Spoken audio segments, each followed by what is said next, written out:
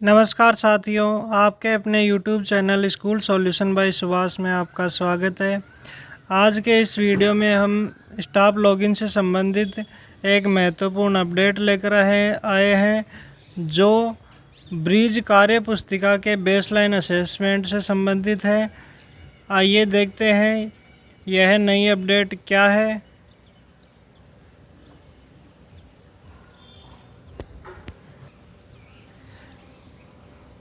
शाला दर्पण पर स्टाफ लॉगिन पर नई अपडेट देखने के लिए स्टाफ विंडो में स्टाफ लॉगिन हो लेना है। जैसे ही अपन स्टाफ लॉगिन होते हैं तो यहाँ पर आपको लेफ़्ट कॉर्नर में ऊपर 3 लाइंस दिखाई देगी। यहाँ पर कर्सर को ले जाना है।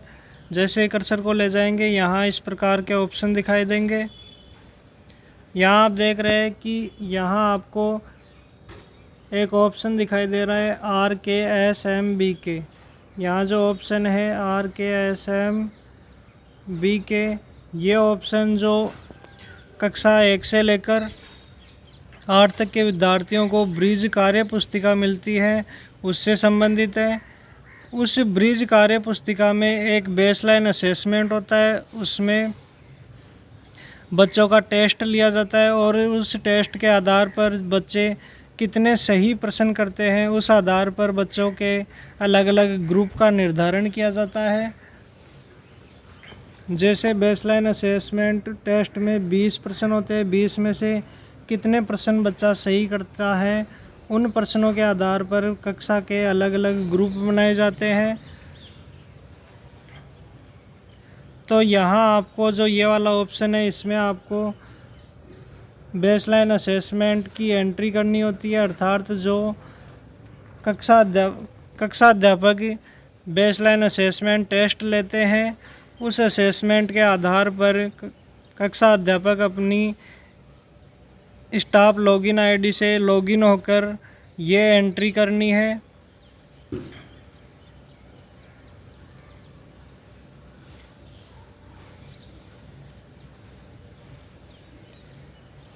यह एंट्री करते टाइम पर कक्षा अध्यापक को किन किन महत्वपूर्ण बातों का ध्यान रखना है और किस प्रकार से बेसलाइन असेसमेंट की एंट्री करनी है वो देखते हैं। करना है, जैसे इस पर क्लिक करेंगे आपके सामने एक नया ऑप्शन खुलकर आएगा बेसलाइन असेसमेंट। इस वाले ऑप्शन पर क्लिक करना है। जैसे ही आप इस वाले ऑप्शन पर क्लिक करेंगे आपके सामने इस प्रकार का इंटरफेस खुलेगा जिसमें आपको ऊपर ही ऊपर एक नोट दे रखा है, प्रविष्टि को ध्यान से सेव करें, एक बार डेटा सेव होने के बाद बदलाव संभव नहीं होगा। अर्थात आप जो बेसलाइन असेसमेंट टेस्ट लेते हैं जो ब्रिज कार्य पुस्तिका में है उसके आधार पर टेस्ट लेते हैं। उस टेस्ट में 20 क्वेश्चन होते हैं। 20 क्वेश्चनों में से बच्चा कितने क्वेश्चन कर पाता है उन क्वेश्चंस के आधार पर क्लास के बच्चों का ग्रुप निर्धारित किया जाता है। यह ग्रुप भी केवल शाला दर्पण के माध्यम से निर्धारित किया जाएगा।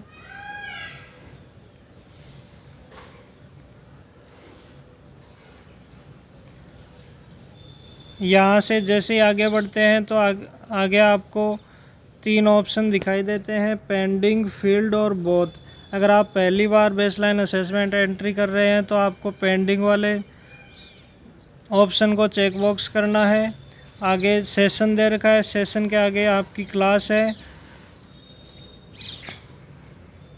यहाँ क्लास चूज़ कर लेनी है। जैसे मेरे केस में यहाँ कक्षा 3 है तो कक्षा 3 चूज़ कर लेनी है। अब आपको यहाँ बता देता हूँ कि यह कक्षा ऑटोमेटिक आएगी क्योंकि जो टीचर जिस क्लास का क्लास टीचर है उसको उस क्लास की तीनों वर्कबुक्स हिंदी, इंग्लिश और गणित तीनों वर्कबुक्स की एंट्री क्लास टीचर को ही करनी है। अगर क्लास टीचर की मैपिंग शाला दर्पण पर स्कूल लॉगिन से नहीं कर रखी है तो उसकी प्रोसेस के लिए मेरा अलग से वीडियो बनाया हुआ है। उस वीडियो का लिंक आपको इस वीडियो के डिस्क्रिप्शन में मिल जाएगा जहां से आप क्लास टीचर की मैपिंग कर पाएंगे। क्लास टीचर की मैपिंग करने के बाद ही आपको यहाँ क्लास में संबंधित टीचर जो जिस कक्षा का कक्षा अध्यापक है वो कक्षा यहाँ पर शो होगी। आगे सेक्शन चूज करना है, सेक्शन है ए, और सब्जेक्ट चूज करना है। जो 3 प्रकार की वर्कबुक्स आती है, हिंदी, इंग्लिश और मैथमेटिक्स। यहाँ मैं आपको हिंदी की वर्कबुक्स है उनकी एंट्री करके दिखाता हूँ। हिंदी वाले ऑप्शन को चूज करना है और आगे 2 ऑप्शन दिखाई दे रहे हैं, शो और रीसेट। आगे आपको शो वाले बटन पर क्लिक करना है। जैसे ही शो वाले बटन पर क्लिक करेंगे तो कक्षा से संबंधित जितने भी विद्यार्थी हैं सभी की यहाँ लिस्ट शो हो जाएगी। और यहाँ आपको सीरियल नंबर दिखाई दे रहा है, आगे बच्चे का एसआर नंबर दिखाई दे रहा है, बच्चे का नाम दिखाई दे रहा है। और यहाँ आगे जो चौथा कॉलम है उसमें है number of correct answer in the baseline assessment. अर्थात जो बेसलाइन असेसमेंट है उसमें 20 क्वेश्चन होते हैं, 20 में से कितने क्वेश्चन बच्चा सही कर पाता है उनकी एंट्री यहाँ पे करनी है। जैसे एक ब्रिज कार्य पुस्तिका का उदाहरण लेकर आपको यहाँ बताता हूँ कि जो बेसलाइन असेसमेंट है वो आपको ब्रिज कार्य पुस्तिका में कहाँ मिलेगा।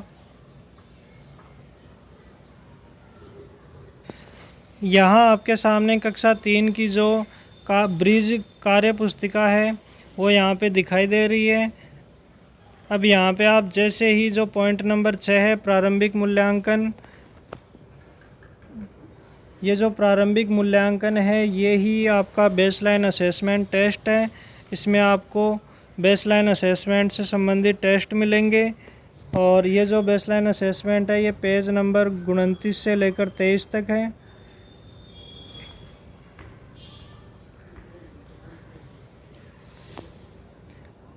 यहाँ आपको जो हिंदी और गणित की है उनमें प्रारंभिक मूल्यांकन नाम से बेसलाइन असेसमेंट मिलेगा।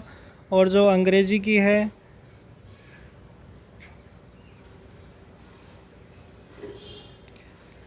जो अंग्रेजी की वर्कबुक है उसमें आपको यहाँ पर बेसलाइन असेसमेंट नाम से page column number 22 baseline assessment जो पेज नंबर 22 से लेकर 25 तक है, यहाँ आपको बेसलाइन असेसमेंट मिल जाएगा। अब बेसलाइन असेसमेंट में किस प्रकार के क्वेश्चन होते हैं, कैसे पता करें कि बेसलाइन असेसमेंट में कितने % है।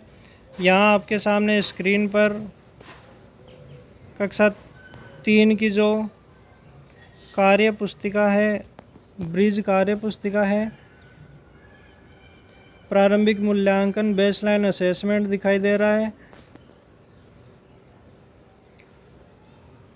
और इससे पहले 28 कार्यपत्रक है। इन 28 कार्यपत्रकों को बच्चों से करवाना है और इतना करवाने के बाद में प्रारंभिक मूल्यांकन अर्थात बेसलाइन असेसमेंट लेना है। यह एक टेस्ट के रूप में लेना है और इस टेस्ट में नंबर न देकर केवल कितने % बच्चा सही कर पा रहा है उनको ही देखना है। जैसा कि आप यहाँ स्क्रीन पर देख पा रहे हैं,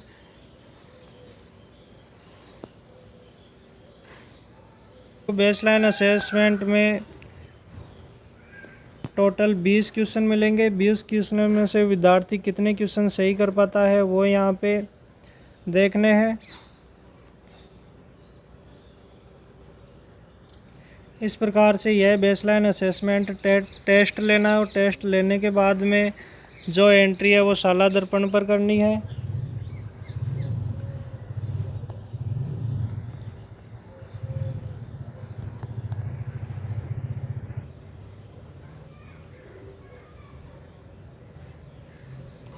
अब यहाँ जैसे मेरे केस में एक एंट्री करके बताता हूँ। जैसे जो 11 नंबर पर जो बच्ची है उसकी बेसलाइन एंट्री करनी है। बेसलाइन एंट्री में बच्ची 20 में से 16% सही कर पा रही है, तो यहाँ पर 16 एंटर करने हैं।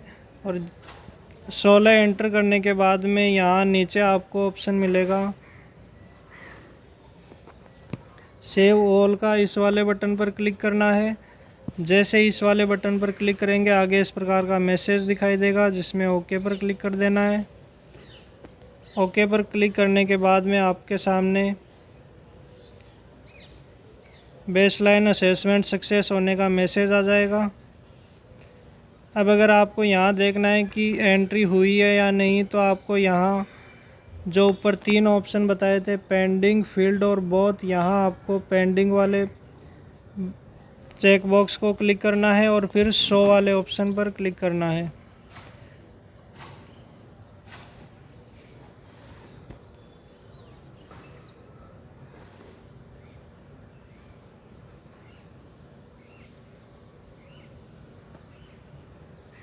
यहाँ आप देख रहे हैं कि जैसे ही बेसलाइन असेसमेंट एंटर करके सेव ऑल पर क्लिक करते हैं तो इस प्रकार का मैसेज आ रहा है कि जो value must be less than 14, यानी कि जो वैल्यू है वो 14 से कम ही होनी चाहिए, 14 से अधिक नहीं होनी चाहिए।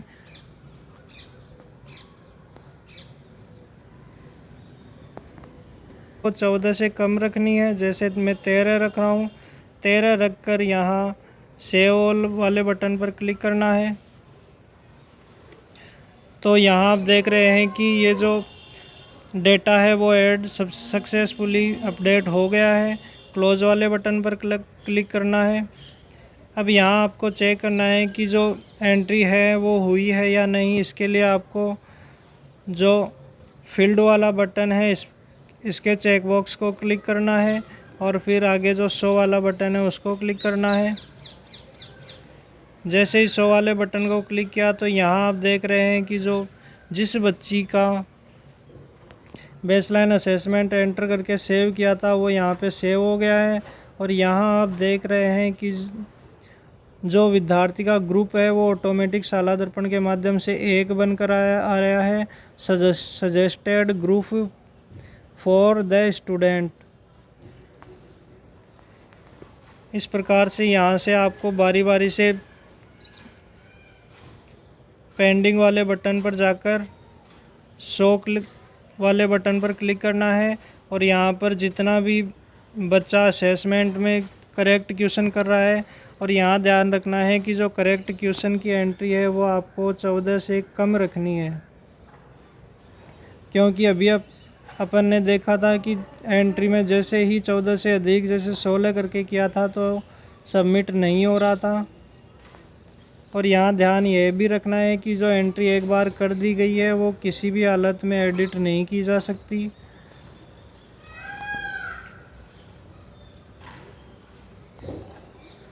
अब यहाँ आप देख रहे हैं कि जो विद्यार्थी की लिस्ट है उसमें जिस बच्ची का मैंने बेसलाइन असेसमेंट की एंट्री करी थी वो आप यहाँ देख पा रहे हैं कि वो यहाँ पे शो नहीं हो रही है। अर्थात जो पेंडिंग वाले बटन से शो करते हैं तो उसमें जिन विद्यार्थियों का बेसलाइन असेसमेंट कर चुके हैं उनकी लिस्ट, उनका नाम यहाँ लिस्ट में दिखाई नहीं देगा।